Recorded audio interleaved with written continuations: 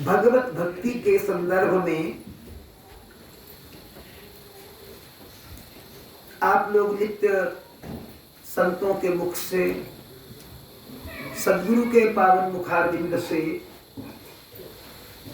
अनेक प्रकार की प्रासंगिकाएं श्रवण करते रहे।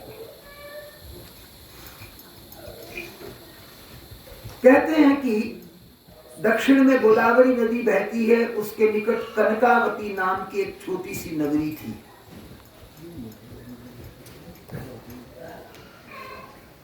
पुराने समय की बात है,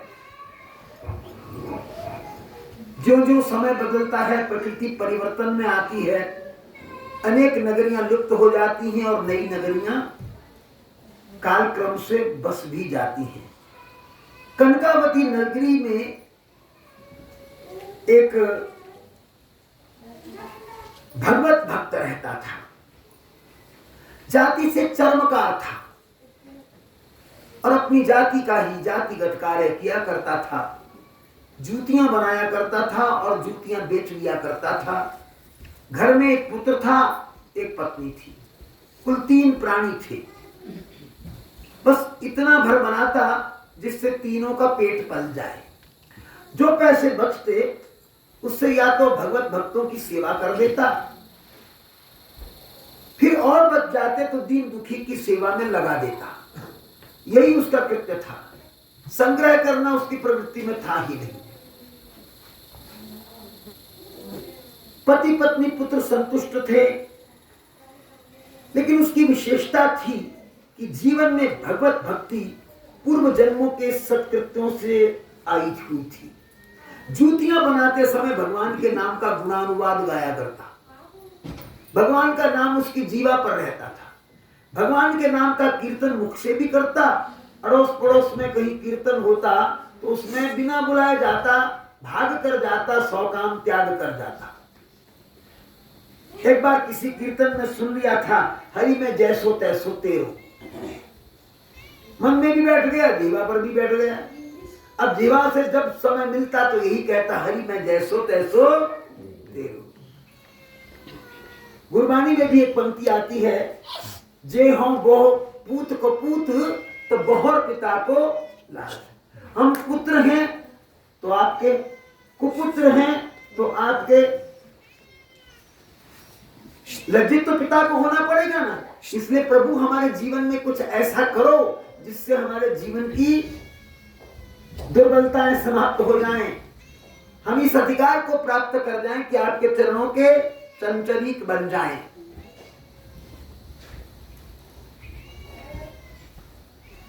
तो इस तरह से वो भजन गाता गाता भगवान का गुणानुवाद नित्य प्रति करता, अपने भगवान को अंग संग देख करके आनंद मग्न रहता।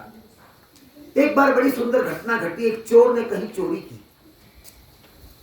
अब चोर का काम है चोरी में माल लूटना।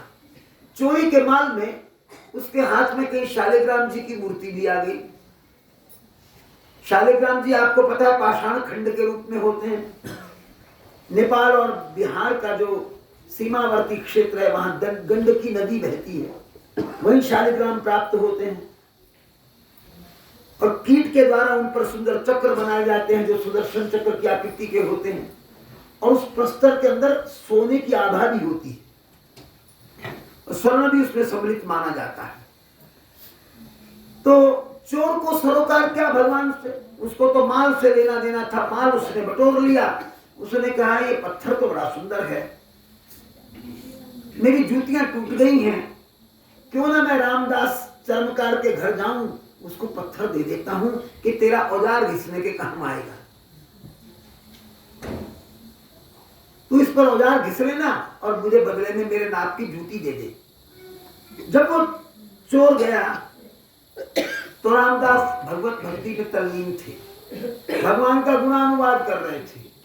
अब रोज की आदत थी, ग्राहक आता था तो उसके पैरों की ओर देख लेना, उसके नाप का जोड़ा उतार के उसको सामने रख के इशारा दे देना कि पहन के देखो। बस उसने चोर को आते देखा। चोर ने आते ही अपनी मनोकल्पित बात कही, बनी बनाई बात कही कि देखो मैं तुम्हारे लिए कितना सुंदर पत्थर लेकर आया हूं, तुम इस पर अपना औजार घिसना। बड़े तीखे रहेंगे इस पर घिसे हुए औजार, इसके बदले में मुझे जूती दे दो। वो तो भगवान कीर्तन कर रहा था, उसने बात नहीं सुनी, उतार के जूती रख दी। कीर्तन की आनंद मग्न भूमिका में जूती दे दी, जूती उसने पहनी और नाप की थी, चला गया। भाव ताव कुछ किया नहीं, मोल उसका लिया नहीं, और वो पत्थर उठा करके देखा, बड़ा सुंदर था। अब उस पर उसने अपने औजार तीखे करने शुरू कर दिए। सुंदर पत्थर को प्राप्त करके वो चर्मकार भी प्रसन्न हुआ। उसके लिए भी कुछ नहीं था, क्योंकि उसको पता नहीं था कि ये भगवान का विग्रह, परंतु वो भगवान का हो चुका था, अपने आप को भगवान का मानता था और किसी का नहीं मानता था। उसके लिए संसार की आसक्ति, रिश्ते नाते सब झूठे थे, मिथ्या थे। एक पंक्ति हम सुनते ना, साईं इतना दीजिए जामे कुटुंब सुमाए, मैं भी भूखा ना रहूं साधु ना भूखा जाए। ये उसके जीवन में चरितार्थ होने वाली बात थी, उतरी हुई बात थी। हम तो कहते हैं चरितार्थ नहीं करते, थोड़े से हाँ, कहीं आमदनी के पैसे कम होने लग जाएं तो उसी समय देख फिर कैसी खलबली मचती है, क्या से क्या कर डालते हैं। अब सबको पता है, इसमें पढ़ने की आवश्यकता नहीं, हम सबकी दुर्गति है। वो बेचारा पत्थर पर अब अपने औजार घिसने लग गया। बड़े दिन बीत गए, भजन गाता रहता था। एक ब्राह्मण देवता वहां से निकले। ये बिल्कुल सदना जैसी कथा है, लेकिन परिणाम बड़ा सुंदर है इसका। आप आनंद लेंगे जब इसके परिणाम तक हम पहुंचेंगे। एक ब्राह्मण देव निकले तो उन्होंने देखा कि दोनों पैरों में दबाकर शालिग्राम की मूर्ति को ये चर्मकार, जिसका नाम रामदास है, अपना औजार तीखा कर रहा है। ब्राह्मण देवता ठिठक गए, खड़े हो गए। स्वाभाविक है कि उनको पहचान थी। उन्होंने कहा, रामदास भक्त, मैं आपसे एक चीज मांगने आया हूं।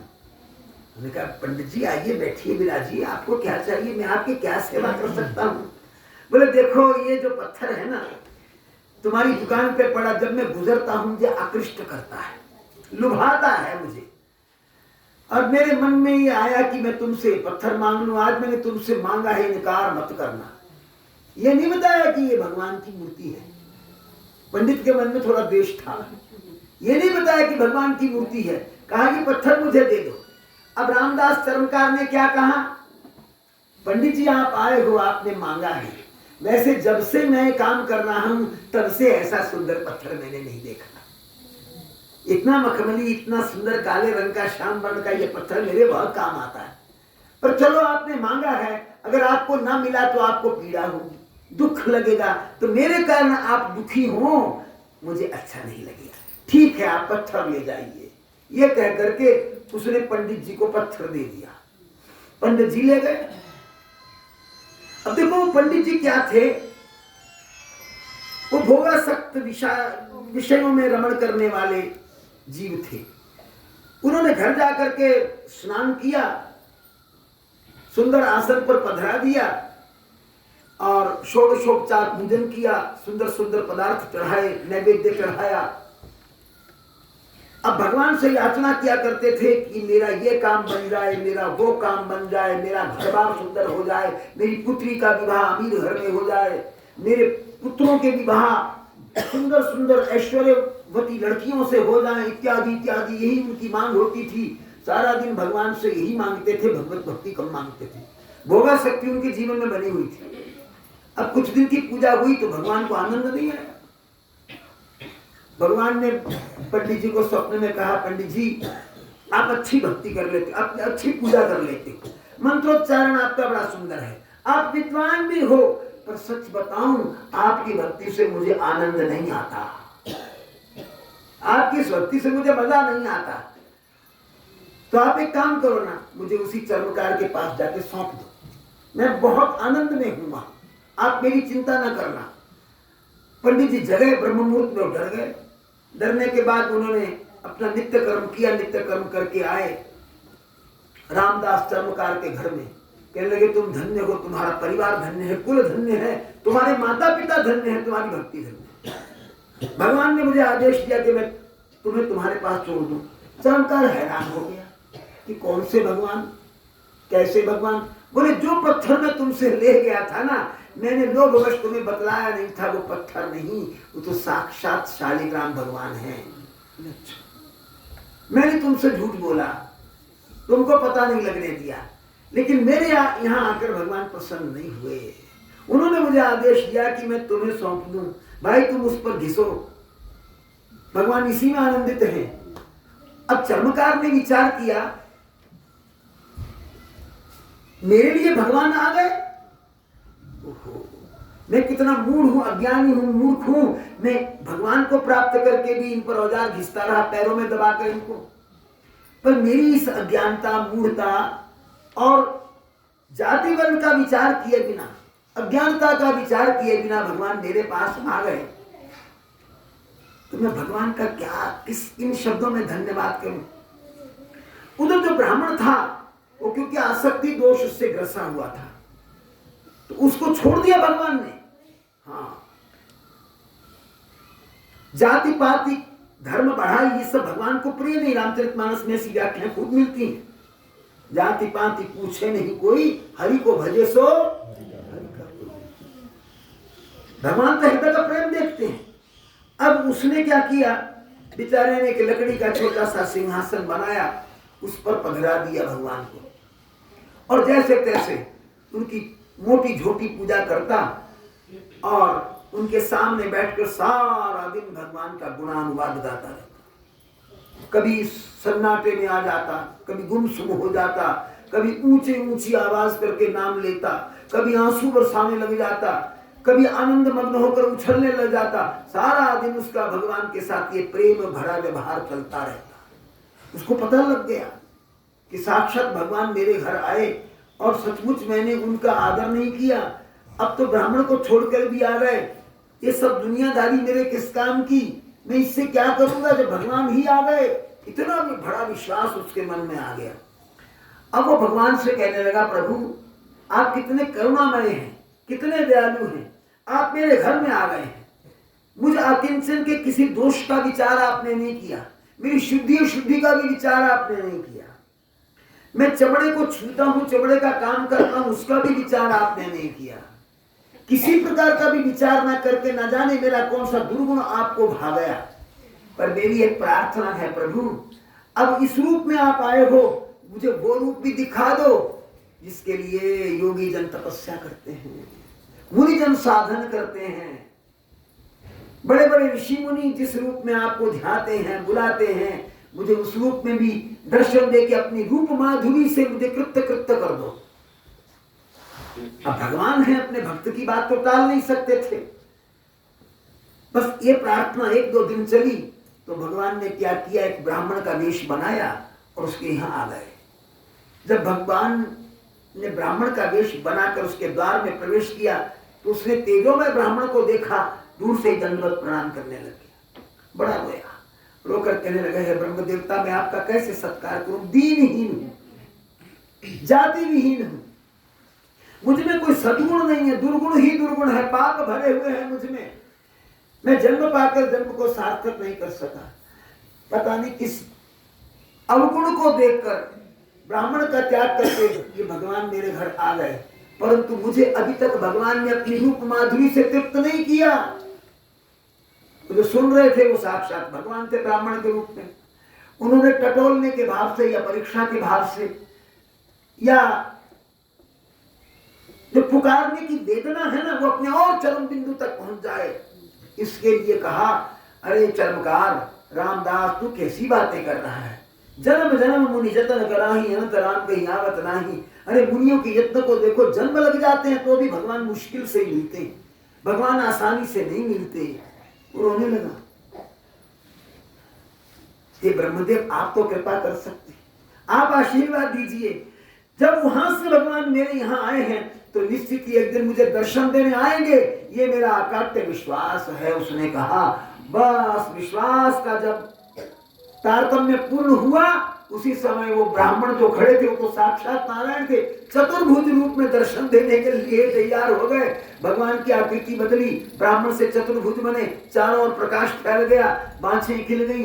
वो रामदास नाम का चर्मकार भगवान को देख करके चरणों में लोटपोट हो गया, सुध न रही, सुध न रही। भगवान को देख करके उनकी रूप माधुरी का आनंद लेकर के बस वहीं आनंद मग्न होकर अपने बाह्य भान से अंतर्मुखी हो गया, भगवान ने उसे बुरा बुरा आशीर्वाद दिया, बुरा बुरा आशीर्वाद दिया और कहा तेरे इस जीवन में मेरी स्मृति बनी रहेगी और जीवन के बाद भी मैं तेरे अंग संग रहूंगा। हे चर्मकार, तू चिंता न कर, अब तेरी सब चिंताएं मैंने ले ली, क्योंकि तुमने अपने प्रेम से मुझको इतना रिझा लिया, इतना रिझा लिया, क्योंकि राम ही केवल प्रेम प्यारा, जान ले हो जिन जान निहारा।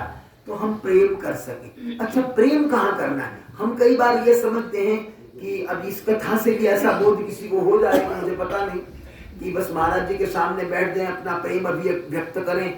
कभी कभी हम ये भूल जाते कि ये सब महाराज जी की तो स्वरूप हैं, इनसे प्रेम नहीं किया, इनका तिरस्कार करके यदि यहाँ प्रेम करेंगे तो शायद यहाँ स्वीकार न हो सके। पूज्य पाद संत जी महाराज मैली से कहा करते हैं ना कि महाराज जी ने क्या कहा था, कई बार हमने सुना कि मेरी संगत को तली पे बिठा के रखना, हथेली पे बिठा के रखना, इनका कभी भी तिरस्कार नहीं करना, नहीं होने देना। महात्मा प्रेम से कभी कभी प्रताड़ना भी देते हैं, हाँ, पर उनके भीतर बड़ा प्रेम का हाथ होता है, लेकिन वो किसी के द्वारा अपनी संगत का तिरस्कार नहीं सहते, इसको देखना पसंद नहीं करते। तो तात्पर्य यह निकलता है कि यदि परमात्मा से हमें प्रेम करना है तो परमात्मा की बनाई हुई मूर्तियों से प्रेम कर। ये देखो बिल्ली आई ना, तो इसकी माऊ माऊ ये कह रही थी कि इसको आज खाने को किसी ने दिया नहीं है, तो ये सब बैठे हैं, मैं इनके पास जाके शिकायत लगाऊं। वो महाराज जी के चरणों में आकर के अपनी पुकार कर गई है और हमें दे देना चाहिए। मैं आश्रम में भी देखता हूँ, अभी 2 रोज आती हैं। अब देखो उन बिल्लियों को इतना पता है कि कितने बजे मैं उठता हूँ, कितने बजे स्नान करता हूँ। अगर मैं पाठ पे बैठ गया तो वो बैठी रहती है, कुछ नहीं कहती, दरवाजे से सट के जाली के बाहर बैठी रहती। और जिस समय बस थोड़ा समय संध्या करके उठता हूँ, साथ में वो पुकारने लग जाती कि अभी उठ गए। उनको भी पता है कि पाठ करना है, नहीं उठाना। इतने सुशील प्राणियों के अंदर परमात्मा का वास है और ये एकदम हृदयंगम कर लेते हैं परिस्थितियों को। हम नहीं करते, हम दूसरे को समझने में देर करते हैं, ये एक पल में समझने लग जाते हैं। तो इन सब का तिरस्कार हमारे द्वारा ना हो, इन सब का सत्कार ही सत्कार हो। गीता में भगवान कृष्ण ने क्या कहा, सर्वभूत हितेरतः कहा, हम सर्व प्राणियों में प्रेम का भाव बनाए। कैसे? उसे परमात्मा का स्वरूप मान करके। और जब ये परमात्मा का स्वरूप मानकर हम उनसे प्रेम करने लग जाएंगे ना, तो फिर हमारी रचना व्यर्थ के बकवाद से बच जाएगी। हर एक में हरि को देखकर हरि का नाम लेगी। और जैसे ये रामदास चर्मकार भगवान का गुणानुवाद करता था, ऐसे ही हमारी रचना से भी गुणानुवाद हो। इसके लिए आओ अपनी रचना को प्रेरणा देते हुए बोले। मेरे साथ साथ पीछे पीछे बोलने का यत्न करेंगे सभी।